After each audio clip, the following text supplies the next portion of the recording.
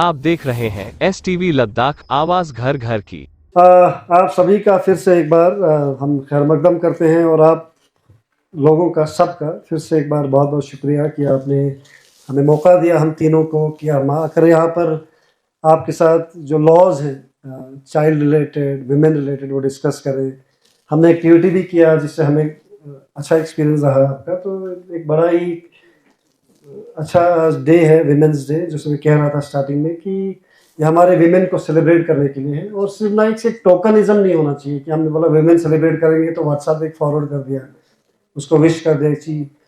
फिर अगले दिन फिर वही सेम रूटीन होगा। क्योंकि हमारे कंट्री में अनफॉर्चुनेटली बहुत कंट्रीज़ में वुमेन के खिलाफ बहुत ज़्यादा वायलेंस होता है। जो साउथ अफ्रीकन कंट्रीज, हम डेटा निकाल रहे थे कि कौन सी कंट्रीज़ में सबसे ज़्यादा वुमेन्स के खिलाफ वायलेंस होता है। तो हमने देखा Chad, Colombia, Somalia, South African countries में हमने ज़्यादा देखा, मोज़म्बिक में, पोर कंट्रीज़ में। और सिमिलरली हमने ये देखा कि इंडिया में भी 9th नंबर पे कहीं आता है कि चाइल्ड सेफ्टी के लिए, विमेन सेफ्टी के लिए हम बहुत कम सेफ्टी है विमेन की इंडिया में। और एक क्राइसिस, उससे उनको बार बार गुजरना पड़ता है। और साथ में इंटरेस्टिंग चीज़ हमने ये देखा, NCRB के डाटा हमने जब देखा, बाकी जो स्टडीज़ देखे, तो ये पता चला कि जिस सोसाइटी में, जिस कंट्री में विमेन से रिलेटेड सेफ्टी इश्यूज, विमेन के सेफ्टी को लेकर अगर लॉज नहीं है, विमेन अगर सेफ नहीं है, उनके खिलाफ अगर ज़्यादा वायलेंस है, तो वो ऐसे कंट्रीज बहुत ही पैरामीटर्स पे बहुत बैकवर्ड आती है। तो आप सबका फिर से एक बार खैर मकदम करते हैं, वेलकम करते हैं। हमारे मीडिया फ्रेटर्निटी का भी वो आए हैं यहाँ पर। आज का जो हमारा मौजू है, फिर से एक बार, जैसे विमेन डे है, आज हमने विमेन डे सेलिब्रेट करना है। हमारे विमेन डे का मतलब क्या है कि हमारे इस साल का जो थीम है, एक्सेलरेटेड वे में हमें जो विमेन एम्पावरमेंट है, विमेन इक्वालिटी है, उसके बारे में बात करनी है और उसको सही मायने में ग्राउंड पे इम्प्लीमेंट करना है और विमेन को एम्पावर करना है in real sense. It should not only be a motto, it should not only be a seminar और वर्कशॉप, बट हमें डेली बेसिस पे हमारे लाइफ में इसको इम्प्लीमेंट करना है। तो जैसे मैं आपको स्टार्टिंग में बोल रहा था कि जितने भी वुमेन रिलेटेड लॉज हैं, उनका जो मुराद है, उनका जो प्रमाइस है, वो हमारा आइन है, कॉन्स्टिट्यूशन ऑफ इंडिया है, जो मैं आपको बता रहा था। तो आपको आइन में हमारा, जैसे मैं आपको बता रहा था, जो आर्टिकल 14 है, आर्टिकल 16 है, हमारा आर्टिकल 41 है, 42 है, DPSPs है, और आर्टिकल 21 है, right to life and liberty, जो आपसे कोई भी छीन नहीं सकता, स्टेट भी नहीं छीन सकता आपसे, गवर्नमेंट भी नहीं छीन सकता। और उसमें डिग्निटी बहुत ही एक इम्पॉर्टेंट राइट है, जो आपको एक डिग्निटी एक औरत की होती है, वो बहुत इंपॉर्टेंट है। उसको आप किस तरह से प्रिजर्व करते हैं। और सेकेंडली उसकी राइट टू प्राइवेसी देखा है कि पहले होता था राइट टू लाइफ, मतलब किसी को जान से मारना नहीं, लेकिन राइट टू लाइफ का डेफिनेशन इतना वाइड हो गया, इतना बड़ा हो गया कि आपको साफ हवा अगर नहीं है तो वो आपका राइट टू लाइफ का वायलेशन है, साफ पानी अगर नहीं है तो राइट टू लाइफ का वायलेशन है। आपको अगर प्राइवेसी नहीं है, मर्द या औरत दोनों को अगर प्राइवेसी नहीं है, तो that is also a violation of article 21, which is that right to life and liberty. यानी किसी को डिग्निटी के साथ रहने के लिए, किसी को फ्री रहने के लिए, किसी को किसी जोर और जबरदस्ती के अलावा रहने के लिए जितने भी लॉज हैं, डोमेस्टिक वायलेंस लॉ का मैंने आपको बताया, पॉक्सो अगर होगा, या चाइल्ड रिलेटेड, विमेन रिलेटेड हमारे पॉश हो गया, या हमारा मैरिज रिलेटेड जो लॉज है, विमेन के रिलेटेड जो जितने भी खुसूसन जो एक्सक्लूसिव लॉज है, उनका प्रेमाइस ये है कि जो आर्टिकल 21 में जो एक डिग्निटी हमारी आइन, हमारा कॉन्स्टिट्यूशन प्रॉमिस करता है, उसी को इम्प्लीमेंट करना है। ठीक है जी। तो सेशन को शुरू करते हुए आप एक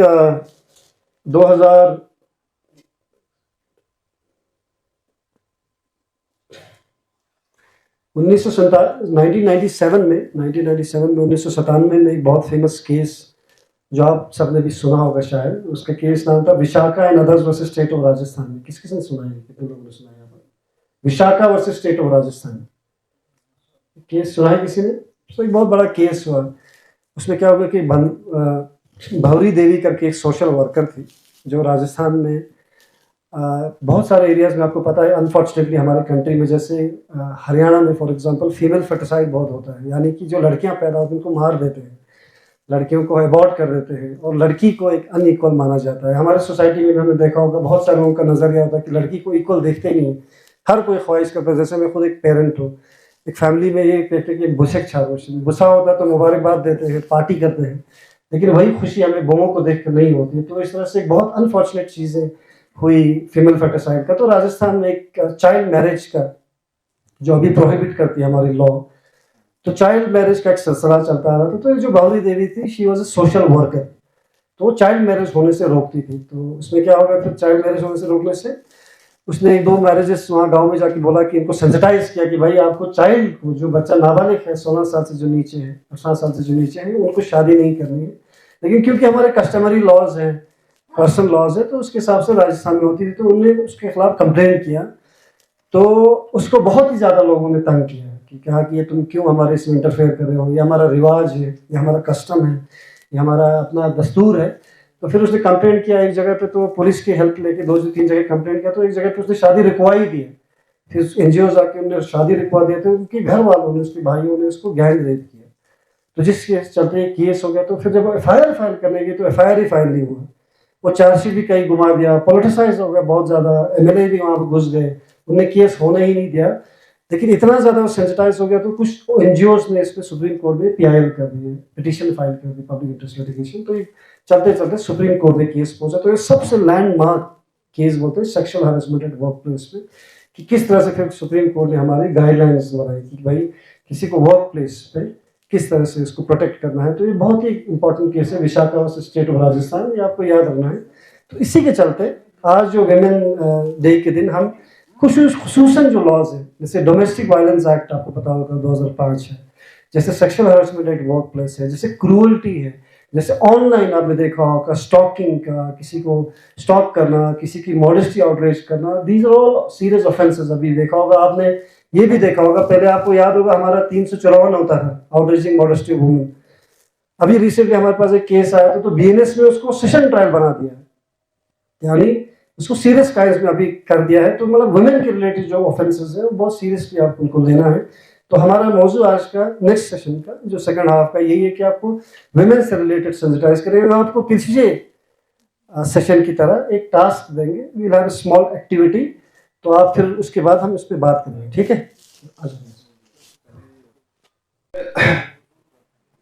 एक औरत है जो कि किसी ऑफिस में या किसी संस्था में जो है काम कर रही होती है, और इसमें बहुत सारे लोग होते हैं जो इसके साथ काम कर रहे होते हैं। तो यहाँ क्या होता है कि किसी एक औरत के साथ जो है सेक्सुअल हैरेसमेंट का, यानी कि छेड़खानी का जो है वाकया पेश होता है, और ये औरत जो है कंप्लेंट जो है इसके साथ ये जो ऑफेंस होता है, तो इसमें आपको यही कोट करना है कि कौन सी जो प्रोविजंस या कौन सी सेक्शंस या कौन सी कानून जो है इसमें लगेंगे, और जो रिलेवेंट इसमें प्रोसीजर होगा या जो भी आपको इसके बारे में रिलेवेंट नॉलेज होगा वो आप इसमें कोट करिए। क्वेश्चंस आ गए ना? एडल्ट वुमेन से रिलेटेड है जो सेक्सुअल हैरेसमेंट होता है किसी वर्क प्लेस में या किसी ऑफिस में। आपको क्लियर है? टास्क समझ आ गया? कोई भी ऑफिस है, या एसपी ऑफिस है, या ये ऑफिस है, कोई भी, लेकिन आप इमेजिन करें गवर्नमेंट ऑफिस है कोई, जिसमें फीमेल एम्प्लॉय को किसी मेल एम्प्लॉय ने छेड़ा है, तो वर्क प्लेस पे कौन से इसमें ऑफेंसेस लगेंगे, क्या लगेंगे, वो आप थोड़ा बताएंगे, ठीक है। खुसूसन नाम लेकर कहा था कि एक वर्क प्लेस पे, यानी किसी ऑफिस में किसी लड़की के साथ किसी ने छेड़छाड़ी किया, सेक्सुअल हैरेसमेंट हुआ। तो आप लोगों ज़्यादा लोगों ने बड़े अच्छे से अटेम्प्ट किया है। 354 का जिक्र है, किसी ने 376 किया है, 376 तो रेप कहोगे तो ज़्यादा खैर बनेगा नहीं, बट द आइडिया बीइंग कि उसके साथ छेड़खानी हुई है, और 354 बनेगा आउटरेजिंग। किसी ने 509 भी लिखा है क्योंकि वो अपने नौकरी के टाइम पर उसने ऐसा किया। बट हम जो ढूंढ रहे थे वो ये था कि इसमें स्पेशल लॉ जो है sexual harassment eight work place, जिसका इसमें हल्का सा इसमें जैसे गुलाम हसन साहब की उसमें और सेवांग जानजोर और मोहम्मद हसन की उसमें थोड़ा सा है कि भाई सेक्सुअल हैरेसमेंट अगर वर्क प्लेस पे हुआ तो किसी ने नोटिस का भी लिखा है कि वो ये हो गया यूजुअल कोर्स ऑफ एक्शन में। But in A work place, जैसे मैं आपको जिस जजमेंट का हिट दे रहा था ना हवाला, उसमें लैंडमार्क पहली बार सुप्रीम कोर्ट ने 97 में पहली बार गाइडलाइंस फ्रेम किए कि आपका एक वर्क प्लेस पे अगर किसी के साथ हरासमेंट होता है तो कौन सा लॉ सबसे पहले एप्लीकेबल होगा। और एफआईआर दर्ज करने से पहले, जब आप एफआईआर दर्ज करेंगे तब ये सब बहुत अच्छा लिखा, सब ने ऑलमोस्ट सिमिलर लिखा है कि आप कार्रवाई करेंगे, नोटिस देंगे या उसका बयान लेंगे,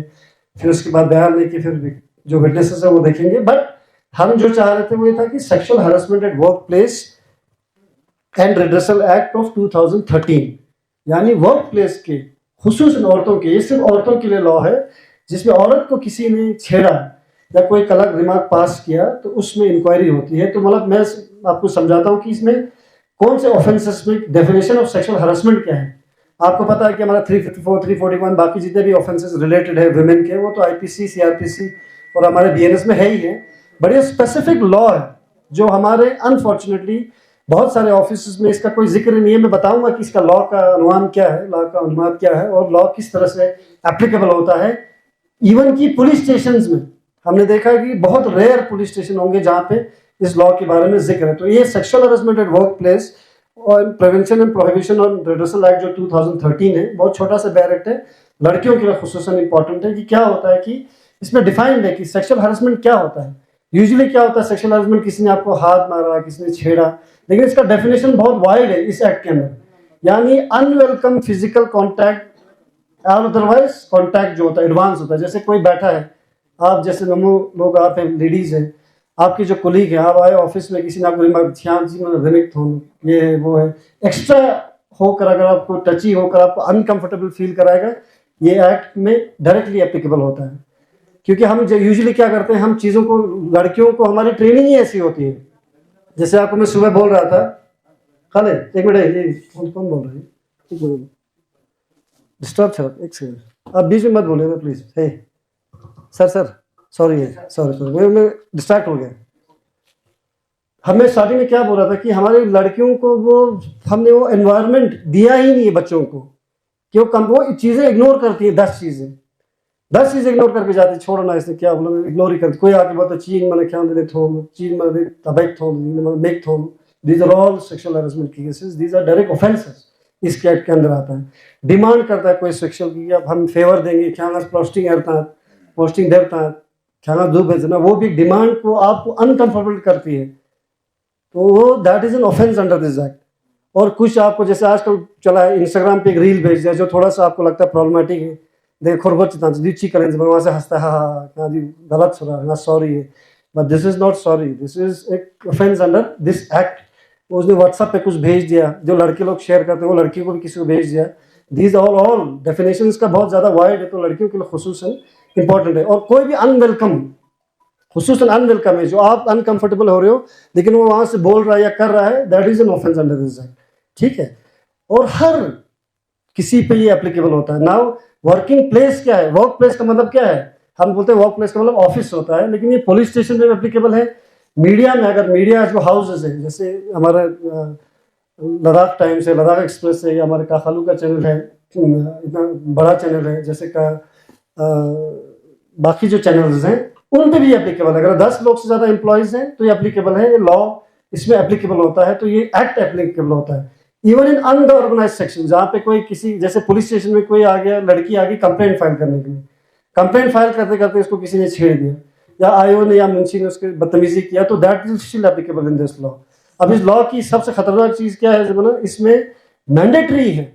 हर ऑफिस में, जैसे हमने कहीं नहीं देखा, करगिल में तो खुसूसन देखा नहीं, लेह में भी नहीं देखा, एक इंटरनल कमेटी होती है, बनानी होती है आपको। स्पेशली पुलिस के हवाले से अगर मैं बात करूं, एसपी साहब को आपको एक डिस्ट्रिक्ट कमेटी बनानी है, जिसमें आपका एक इंटरनल कमेटी बनेगी, और इस इंटरनल कमेटी में आपका एक सीनियर पुलिस वुमेन ऑफिसर होगा जो प्रेजाइडिंग ऑफिसर होगा, 2 पुलिस ऑफिसर्स होंगे जो एम्प्लॉइज होंगे, जो मेल हो सकते हैं, जिनको जेंडर के बारे में थोड़ा आइडिया है, तीसरा एक एनजीओ का एक बंदा, एक कंपलसरी आपका एक होना चाहिए, जैसे इस ऑफिस में है ही नहीं, हमारा के देख रहे पता ही नहीं है, मीडिया में भी नहीं है, कहीं हमारे कोर्ट तक में भी नहीं है, और वो मैंडेटरी है, इस लॉ के सब मैंडेटरी है, आपको चिपकाना है उधर। इंटरनल कमेटी के जो मेंबर्स है, से फॉर एग्जांपल XYZ 4-5 जो मेंबर्स है, उनको चिपकाना है हर ऑफिस के दरवाजे पर, इंक्लूडिंग विद द नेम्स और उनके कॉन्टैक्ट नंबर्स के साथ, उसको वहां पे लगाना है, ताकि कोई भी लड़की को कोई शिकायत होगा उनके पास जाए, ठीक है जी।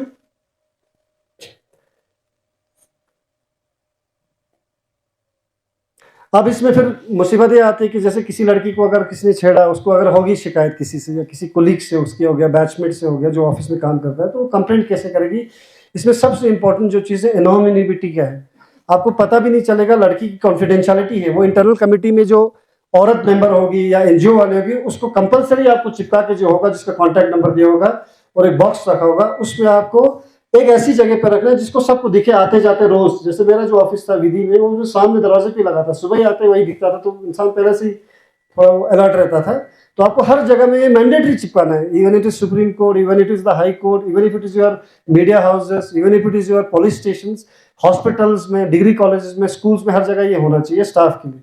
तो आप कंप्लेंट कैसे करेंगे लड़कियां कि भाई वो बोलेंगे पता चलेगा किसी को, फिर ये तो थोड़ा, अगर सपोज आपका सीनियर कोई ऑफिशियल है, वो आपको छेड़खानी कर रहा है, आप तंग हो उससे, रोज ऑफिस आते हो रो रो के, तो आप कंप्लेंट इसमें एनोनिमिटी के साथ कर सकते हैं। आप इंटरनल कंप्लेंट जो बॉक्स होता है उसमें करना, और इंटरनल कमेटी को उस पर जल्दी विद इन 90 डेज इसको रिजॉल्व करना है पूरे केस को, ठीक है। तो आपको साथों साथ एक हमारा एक वेबसाइट दिखाऊंगा मैं आपको, बड़ा इंपॉर्टेंट है गर्ल्स के लिए। हमारी ministry of women and child development का एक वेबसाइट है, दिखा दें तो एक सेकंड। ये जो वेबसाइट है इस पर भी आप जा सकते हैं। किसी को अगर कंप्लेंट होगा, डर होगा कि यार मुझे ऑफिसर मेरे खिलाफ कार्रवाई करेगा, तो ये ministry of women and child development करके एक उनका ऐप है, इसका नाम है शी बॉक्स। शी बॉक्स करके आता है, आपको एनोनिमसली इसमें कंप्लेंट कर सकते हो, और बहुत एक्टिव है ये। तो आपने सपोज फॉर एग्जांपल आप ने किसी के खिलाफ कंप्लेंट कर दिया कि इसने मुझे इस तरह से छेड़ा, और इंटरनल कमेटी अगर उस पर कोई एक्शन नहीं ले रही है, तो ये वहां से फिर आपका जो हेड ऑफ इंस्टीट्यूशन होगा उसको वहां से फिर ये करते हैं कि इनके खिलाफ कार्रवाई, इसमें कार्रवाई किया जाए। तो आपका जो आइडेंटिटी होती है गर्ल्स की, जो बहुत जरूरी है, उसको एनोनिमस किया जाता है, और आपको एक सेफ स्पेस देकर आपसे बयान लेना होता है, आपसे पूछना होता है तो क्या किया है क्या नहीं किया है। उसके चलते फिर उस पर इंटरनल कमेटी की कार्रवाई होती है, और जब इंटरनल कमेटी अपना कार्रवाई पूरी करते हैं, कार्रवाई पूरी करने के बाद फिर वो एफआईआर के लिए जा सकते हैं, कि फिर वो पुलिस को, फिर पुलिस का रोल होता है कि प्रॉपर जो हमारा बीएनएसएस के तहत, अब तो बीएनएसएस से पहले सीआरपीसी के तहत, फिर पुलिस कंप्लेंट एफआईआर 154 में जब से रजिस्टर होता है, फिर में आपका 354, फिर क्रिमिनल इंटिमिडेशन या criminal outraging modesty of women, ये सब सेक्सुअल हैरेसमेंट के केसेस लगेंगे। बट इसमें अगर आप चाहते हो, इतने सीरियस लेवल का नहीं है, क्योंकि यूजुअली इतने सीरियस लेवल का नहीं होता, तो इंटरनली उसके खिलाफ कार्रवाई होती है, जो इंटरनल कमेटी इसकी रिपोर्ट देगी। इसमें मंथली बेसिस पर रिव्यू होना होता है, तो उसके खिलाफ जो बंदा है उसके खिलाफ डिसिप्लिनरी एक्शन होता है, और उस डिसिप्लिनरी एक्शन में क्या होता है कि उसका या तो उससे रिटन अपॉलॉजी लेते हैं कि अगली बार से ऐसा नहीं करेंगे, और दूसरा उसको रिप्रिमांड किया जाता है, तीसरा उसका प्रमोशन इंक्रीमेंट भी डिपार्टमेंट के तहत रुक जाता है अगर उसके खिलाफ ये कंप्लेंट अगर आता है, और टर्मिनेशन में भी इसको इंक्लूड होता है। क्योंकि बहुत सारे, जैसे तेजपाल सिंह का केस है, या एनजे अकबर का बहुत फेमस केस है सुप्रीम कोर्ट में, जिसमें हायर अथॉरिटीज ने अपने ऑफिस में लोगों को इस तरह से छेड़ा, तो उसमें तो बड़ा सीरियस ऑफेंसेस हो गए। बट इनको कम्युनिटी सर्विस के लिए भी उस बंदे को भेज सकते हैं कि भाई ये तुम्हारी सजा है कि तू अगली बार इस तरह की हरकतें नहीं करेगा करके, ठीक है। इतना तक ठीक है आपको। और शी बॉक्स है, जो शी बॉक्स है, लड़कों को भी लड़कियों को भी पता होना चाहिए, स्पेशली पुलिस, आप जो नहीं हमारे रिक्रूट्स हैं, आपको पता होना चाहिए जो शी बॉक्स है वो ministry of women and child development का बॉक्स है, जिसमें आप डायरेक्टली जाके कंप्लेंट कर सकते हैं। तो इसकी आपकी एनोनिमिटी आपको रखता है। तो ये सेक्सुअल हैरेसमेंट जो वर्क प्लेस है, ये बहुत ही बड़ा एक जबरदस्त लॉ है, जिसको हमारे कंट्री में कंपलसरी है, हर ऑफिस में इसको चिपकाना होना चाहिए, जो हमारे सरप्राइजिंग नहीं है। तो हमें उम्मीद है कि हमारे पुलिस डिपार्टमेंट में भी कि ये पॉश के जो गाइडलाइंस हैं वो फॉलो होंगे, और जो विशाखा का, तो मैं साथ में फिर सब पे सबकी जवाब देता जाऊंगा, तो फिर हमें थोड़ा इंटरेक्टिव हो जाएगा। यहाँ चाहिए तो कैसे मैं सीनियर जो हमारे आईओज हैं उनसे गुजारिश करूंगा, आपकी इतने अच्छे एक्सपीरियंसेस हैं। मैंने कहा जैसे कि स्टार्टिंग में हम आपसे इतना ज़बरदस्त चीज़ें सीखते हैं, कोर्ट में जब आते हैं तो आपसे ज़्यादा गुजारिश है कि आप अपने मसाइल बताएं, तो हम उस पर किस तरह से इम्प्रूव किया जाए, ताकि हम आने वाले टाइम में हम जुडिशरी, लॉयर और पुलिस का एक अच्छा एक तालमेल हो, जिससे सोसाइटी को, हमारे माशरे को इससे फायदा हो। शुक्रिया। आइए आयो चोस पसंद के शहरों मजा गवा चला गवा छुआचे मजा नॉन लोकल तो लोकल की तो हमें कुछ जरूरी नहीं, नॉन लोकल तो बच्चा हम क्या करते हैं, नॉन लोकल का हम आई कार्ड भी लाते हैं, उसका फोटो भी, यानी कि हर चीज डिटेल देता है। जब वो नॉन लोकल नहीं मिलता है तो कोर्ट हमें बोलता है आप ढूंढ के लाओ। अब हम कहाँ जाएंगे ढूंढने के लिए? ये हमारा रिस्पॉन्सिबिलिटी, हमने तो जो उसका एड्रेस है वो दे रहा है कोर्ट को, फिर भी हमारे ऊपर प्रेशर कर रही थी कोर्ट से हमें ही, बाकी तो हमें केस का तो कुछ ना, हमें करना ही करना हो, तो हमें हम उसी काम के लिए बैठे हैं तो हमें करना। मगर ये गाँव के लिए थोड़ा सा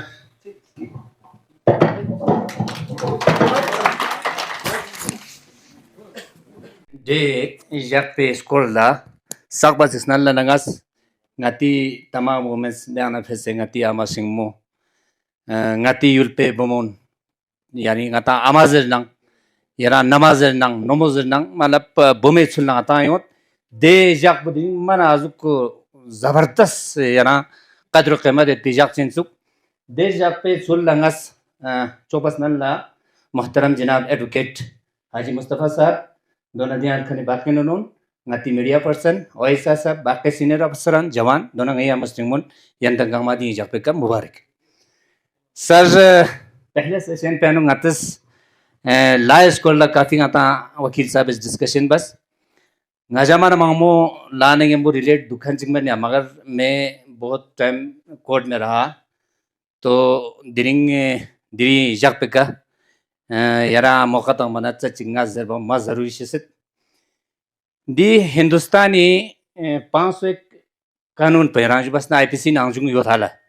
दो सुलचस पो ग्राउंड लेवल का इम्प्लीमेंट चोचस पे थकचत पो मंगे याना जुबस ना हवलदार नंग ऐसा है एक कांस्टेबल एक एसजी कांस्टेबल पर्चा करते हैं फिर एक हवलदार को इन्वेस्टिगेशन करने के लिए देता है याना दो मैंने ऐसा याना जुबस ना फिर पूरा ngati दी करगिल ना ले डिस्ट्रिक्ट नंगोजा जितने भी हमारे आयोस हैं वो इतना सरतोड़ कोशिश करने के बाद बड़ी मुश्किल से मालब किसी को एक्यूज डिक्लेयर चो से कोर्ट यानो यहाँ जो बस ना कोर्ट पो चलाना यानो खेर पूरा कानूनी लोड पो गामा यहाँ पुलिस पे का मालब ngata थोंजोस पहा बाकी ने लान यंतंग वकील लोग चामचिक मालब ले अजुक खोयो त्योंगा पता में था मगर पूरा यहाँ जिम्मेदारी हो कानून पो इम्प्लीमेंट बचा सी थकचत पोखरंग पुलिस पे थोका दुखाला फिर हम इतना करके लेने के बाद वहां पे आप तो लोग तो वकील है आप लोगों का बहस बनता है कि उसमें कोई ना कुछ निकाल करके केस को खत्म करना सोरा मसुर वो तो मानता हूँ लीगल राइट है नो दो मैन मा बाकी कोर्ट अच्छा चमचिक आयो इतना अच्छा केस पो याश कुन्नी केस फर्ज करो ngaji nga paskyum peno nga paskyum askunmi case 453 यहाँ 380 केस nga चौसी केस हालांकि वो मेरा पड़ोसी होता है हाँ छाना उनके साथ हमारा बहुत बड़ा दुश्मनी में होता है लेकिन मैं हिंदुस्तान के कानून का इम्प्लीमेंटेशन कर रहा होता है खो नहीं हम वो मेरा जाति एक दुश्मनी होता है मस्क्योता वो सब होने के बाद जब कोर्ट में पहुंचते हैं तो जज भी हमें डांटता है फिर वकील भी हमें डांटता है फिर इसके बाद मुल्जिम को ज्यादा मतलब हम तो मुल्जिम से भी गया गुजरा मतलब हमारा वहां पे हालात कर देते हैं हमारे बहुत सारे डिपार्टमेंट के अंदर अभी बहुत सारे काबिल जिन्होंने तकरीबन पीएचडी करके यहाँ पे आए हुए जो खिलाफ उनके उसमें कुछ होता है उनके खिलाफ कोई कुछ करता है तो उसमें कंप्लेन कर सके तो इस वुमेन डे पे हम ये प्लेज करें जैसे इसका मौजू भी है कि इसको एक्सेलरेट करना है हमारा जो जस्टिस सिस्टम है विमेन के लिए और उसमें विमेन एम्पावरमेंट पे हमने बात करना है उसको इम्प्लीमेंट करना है जल्दी तो ऐसे में मैं हम सब की हमारी टीम से रियाज साहब और अबूजर साहब और जो पुलिस अलकारी है हम ये मैसेज देना चाहते हैं कि हमारे आज ये प्लेज जो कि जो एक एक्ट से we start with one act at one go तो जिसको बोलते हैं ना एक्ट से हम इसकी शुरुआत करें तो sexual harassment eight work place को हम आज से कोशिश करें कि हम ऑफिस में मैं गुजारिश करूँगा यूटी एडमिनिस्ट्रेशन से कि एक ऑर्डर इशू हो जिससे हमारी sexual harassment eight work place जो है उसको इम्प्लीमेंट करें लद्दाख में हर ऑफिस में इंटरनल कमिटीज़ बनाएं और जिस तरह से हमारे वुमेन एंड चाइल्ड डेवलपमेंट जो हमारी मिनिस्ट्री है उसकी जो गाइडलाइंस है उसको लेटर एंड स्पिरिट में इसको यहाँ पे इम्प्लीमेंट करें तो हमारा जो एक मकसद है इस डे को सेलिब्रेट करना विमेन को सेलिब्रेट करना और विमेन के प्रोटेक्शन के हवाले से वो सब इसमें फुलफिल हो जाएगा शुक्रिया।